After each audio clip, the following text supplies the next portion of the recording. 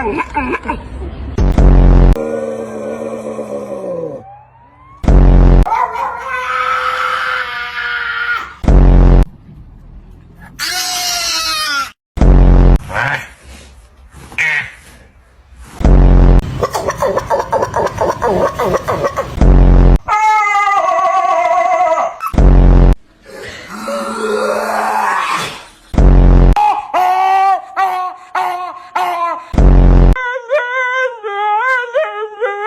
you love the animal kingdom, be sure to subscribe to Animals Carnival.